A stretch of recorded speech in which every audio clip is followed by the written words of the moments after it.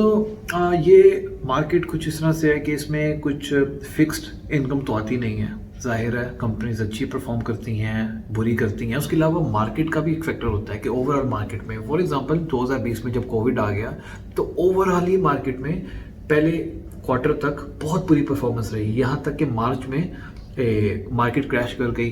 जो 41,000 के करीब इंडेक्स था वो 27,000 पे आ गया। तो इसमें यह ख्याल रहे कि अगर आपकी परफॉर्मेंस यानी कि आपका जो रिटर्न है वो ओवरऑल मार्केट के करीब आ रहा है या उससे ऊपर आ रहा है, तो इसका मतलब है कि आपकी जो चॉइस है और आपकी जो इन्वेस्टमेंट जा रही है वो अच्छी जा रही है। लेकिन अगर आपकी जो रिटर्न है वो ओवरऑल मार्केट से भी कम आ रही है तो इसका मतलब है कि शायद आपके पोर्टफोलियो में कुछ चेंज करने की ज़रूरत है। लेकिन इसमें भी हमने लॉन्ग टर्म में कंसीडर करना है, शॉर्ट टर्म में नहीं करना है। क्योंकि शॉर्ट टर्म में जैसे मैंने आपको बताया कई दफ़ा कुछ गलत या फेक न्यूज़ भी आ जाती हैं जिनकी वजह से लोगों के इमोशंस ऊपर नीचे हो जाते हैं और कंपनी के प्राइसेस भी उसकी वजह से ऊपर नीचे हो जाती हैं। तो इसको हमेशा लॉन्ग टर्म में देखना, शॉर्ट टर्म में नहीं कंसीडर करना। दोस्तों मैं क्यों कह रहा हूँ कि इसको शॉर्ट टर्म में कंसीडर करना सही नहीं रहता, लॉन्ग टर्म में सही रहता है? बिकॉज अगर आप ये पिक्चर देखें तो मार्केट आप देख रहे हैं स्टार्ट में तकरीबन ये 42,000 पे था और अप्रैल में 2020 अप्रैल में ये मार्केट क्रैश कर गई और 27,000 पे आ गया था। इसकी रीज़न ये है क्योंकि कोविड की वजह से बहुत ज़्यादा मार्केट में गहमा गहमी थी। लेकिन अगर आप दोबारा देखें तो साल ख़त्म होने के करीब मार्केट साल के शुरू पर जो इंडेक्स था उससे भी ऊपर चली गई, जो कि तकरीबन 45,000 से भी ऊपर है। तो इसीलिए मैंने कहा कि ये सारे कंपैरिजंस जो हैं इनको लॉन्ग टर्म में ही करें तो ज़्यादा आपको बेहतर इन्फॉर्मेशन मिलती है।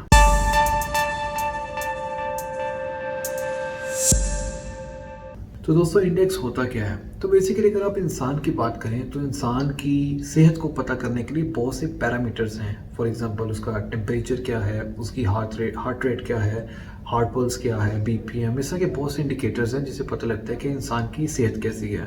इसी तरह दोस्तों स्टॉक मार्केट की परफॉर्मेंस और स्टॉक मार्केट कंडीशन को देखने के लिए भी कुछ पैरामीटर्स हैं, इंडिकेटर्स हैं जिसको इंडेक्स कहा गया है। तो दोस्तों पाकिस्तान स्टॉक एक्सचेंज में कुल 36 सेक्टर्स हैं जिसमें ऑटोमोबाइल है, सीमेंट है, टेक्सटाइल है, कंस्ट्रक्शन है और टेक्नोलॉजी एंड कम्युनिकेशन। और इन 36 सेक्टर्स में कुल 550-600 कंपनीज हैं जो कि लिस्टेड हैं। तो दोस्तों KSE 100 भी इसी तरह से 100 रिप्रेजेंट 100 कंपनीज। तो KSE 100 में कुल 100 कंपनीज हैं और वो 100 कंपनीज कुछ इस तरह से बनाई गई हैं, कुछ इस तरह से ऐड की गई हैं इस इंडेक्स में कि सारे सेक्टर्स की जो मेन कंपनीज हैं जो जिनका इंडेक्स में ज़्यादा कंट्रीब्यूशन है उनको मिला के ये इंडेक्स बनाया गया है। तो जाहिर है जब ये सारी 100 बड़ी कंपनीज अच्छा परफॉर्म कर रही होंगी तो ओवरऑल इंडेक्स की जो परफॉर्मेंस है वो भी अच्छी होगी। तो एक अमूमी तौर पे हम कह सकते हैं अगर इंडेक्स अच्छा कर रहा है तो पूरी की पूरी मार्केट ही अच्छी कर रही है, और अगर इंडेक्स बुरा परफॉर्म कर रहा है तो दोस्तों दिस रिप्रेजेंट्स के पाकिस्तान स्टॉक एक्सचेंज पे जो 550-600 कंपनीज हैं उनमें से जो मेजोरिटी कंपनीज हैं वो बुरा परफॉर्म कर रही हैं।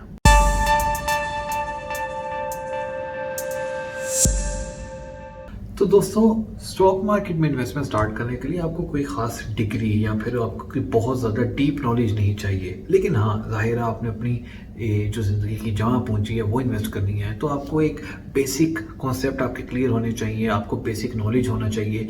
कुछ मखसूस रेशोज़ होती हैं जिनकी हम आने वाली वीडियो में बात करेंगे, जैसे कि PE ratio, EPS earning per share, कुछ इस तरह की टर्म्स हैं और कुछ रेशोज़ हैं जिसको अगर आप कॉन्सेप्चुअली जान लें, उनको पहचान लें तो आप किसी भी कंपनी की हेल्थ का पता कर सकते हैं और उसकी ग्रोथ का देख सकते हैं कि इस कंपनी में आपको इन्वेस्ट करना चाहिए या नहीं। इसके अलावा अगर आप डायरेक्ट इन्वेस्टमेंट कर रहे हैं स्टॉक मार्केट में तो डेफिनेटली आपको थोड़ा अपडेट रहना पड़ेगा कि मार्केट ओवरऑल क्या परफॉर्म कर रही है, जिस सेक्टर में आपने इन्वेस्टमेंट की हुई है वो सेक्टर कैसा परफॉर्म कर रहा है, गवर्नमेंट की उस सेक्टर को लेके कैसी पॉलिसीज़ हैं। ये सुनने में बहुत मुश्किल सा लगता है लेकिन एक्चुअली जब आप इसको कर रहे होते हैं तो इतना मुश्किल नहीं होता। एक आम आदमी थोड़ा सा ज़रा दिमाग लगाकर अच्छे प्रॉफिट जनरेट कर सकता है। उसके अलावा ब्रोकर भी आपका हेल्प कर रहा होता है, क्योंकि आप इन्वेस्टमेंट किसी ब्रोकर के थ्रू ही करते हैं, खुद इन्वेस्टमेंट डायरेक्टली नहीं करते किसी कंपनी के अंदर। तो उस ब्रोकर की भी एक रिसर्च टीम होती है जो कि आपको गाहे बगाहे बताती रहती है कि कौन से इन्वेस्टमेंट, कौन से स्टॉक्स अच्छे हैं या नहीं। लेकिन ऑलवेज रिमेंबर कि आपने कभी भी किसी ब्रोकर की जो सजेशन हैं उनको सोचे समझे बगैर नहीं इन्वेस्ट कर लेना। अपनी भी एक रिसर्च करनी है जो कि बहुत ज़रूरी है। और जाहिर है आपके पास बहुत से रिसोर्सेज हैं ऑनलाइन, आज की दुनिया में सब कुछ इंटरनेट पर अवेलेबल होता है। और मैंने आपको बताया कि 5 फाइनेंशियल रिपोर्ट्स कंपनी खुद भी आपको प्रोवाइड कर देती है।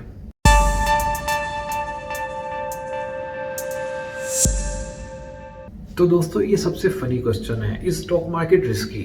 अब देखें, आप कोई भी कारोबार को पकड़ लें, देखें रिस्क का फैक्टर तो होता ही है, बल्कि रिस्क होता ही वहाँ पे जहाँ पे प्रॉफिट की प्रोबेबिलिटी होती है। आप यही पैसे बैंक में भी डिपॉजिट कर सकते हैं, फिक्स डिपॉजिट कर सकते हैं, लेकिन उसमें ये आपको पता है कि 7% आप में आना है, उसमें रिस्क नहीं होता। लेकिन 7% कोई बहुत एक्स्ट्रा ऑर्डिनरी रिटर्न नहीं है आज के दौर में, जबकि 6% तो इन्फ्लेशन रेट ही, 7% तो इन्फ्लेशन रेट ही होता है। तो अगर इन्फ्लेशन रेट के करीब भी आ जाए तो इसका मतलब आप सिर्फ अपना पैसा बचा रहे हैं, कुछ एक्स्ट्रा कमा नहीं रहे अगर इन्फ्लेशन को एडजस्ट कर दें तो हाँ, इसका आंसर यही है कि स्टॉक मार्केट रिस्की है, लेकिन अगर सोच समझ के और प्लानिंग के साथ लॉन्ग टर्म में इसको आप इन्वेस्टमेंट के लिए चुने तो ये एक अच्छी आपको रिटर्न दे सकती है।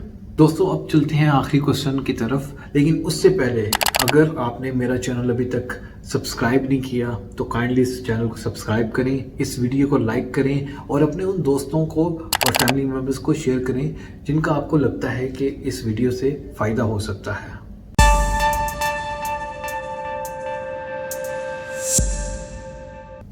तो दोस्तों आज की इस वीडियो का आखिरी क्वेश्चन कि क्या हम स्टॉक मार्केट के अंदर इन्वेस्ट कर सकते हैं खुद से? ये जो सब तको दो है, सब मेहनत है कि हम लोगों ने कंपनीज को एनालाइज करना है, रेशियोज पढ़नी है, उनकी फाइनेंशियल रिपोर्ट्स को भी नज़र मारनी है और मार्केट के हालात भी देखने हैं। तो आंसर है जी हाँ, आप स्टॉक मार्केट में इन्वेस्टमेंट कर सकते हैं खुद से ये सब किए बगैर। उसके लिए एक सबसे पॉपुलर जो ऑप्शन है वो है म्यूचुअल फंड।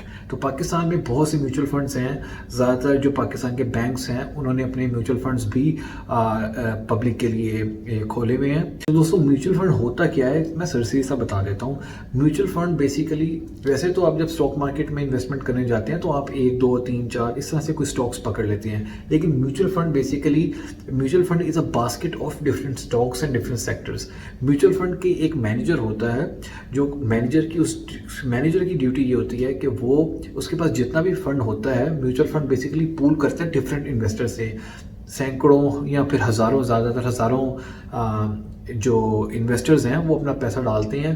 500,000 रुपये से लेके लाखों करोड़ों तक ये अमाउंट जाती है।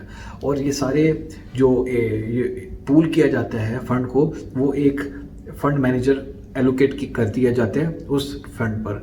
और उस फंड मैनेजर का काम ये होता है कि आपके लिए, यानी कि उस फंड में जितने भी इन्वेस्टर्स हैं उनके लिए अच्छी अच्छी इन्वेस्टमेंट अपॉर्चुनिटीज़ को देखे, उनको एनालाइज करे और उनमें इन्वेस्ट कर दे। इस तरह आपको स्टॉक मार्केट का एक्सपोजर भी मिल जाता है और आपको डेली लाइफ की ये जो स्टडीज़ हैं स्टॉक मार्केट से रिलेटेड वो नहीं करनी पड़ती। इसके अलावा दोस्तों ETF भी होती हैं, एक्सचेंज ट्रेडेड फंड्स बेसिकली ये भी म्यूचुअल फंड की तरह ही काम करते हैं, बट म्यूचुअल फंड मोस्टली बहुत डाइवर्स होते हैं, डिफरेंट सेक्टर्स में होते हैं। और जो ETF होते हैं ये ज़्यादातर छोटी निशेस पर काम करते हैं।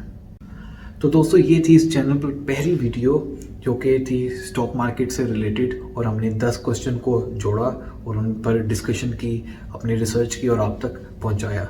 अगर आप चाहते हैं कि इसी तरह मज़ीद वीडियोस आती रहें तो काइंडली इस चैनल को सब्सक्राइब करें। जो नेक्स्ट वीडियो होगी दोस्तों वो होगी म्यूचुअल फंड्स पर। उसमें मैं म्यूचुअल फंड को डिटेल में आपको बताऊंगा भी, समझाऊंगा भी। उसके अलावा पाकिस्तान में जो डिफरेंट म्यूचुअल फंड्स हैं उन पर बात करेंगे और वो कैसा परफॉर्म कर रहे हैं पिछले 5 से 10 साल में, उसको भी हम लोग यहाँ पर डिस्कस करेंगे। अपना ख्याल रखिएगा। अल्लाह हाफिज़।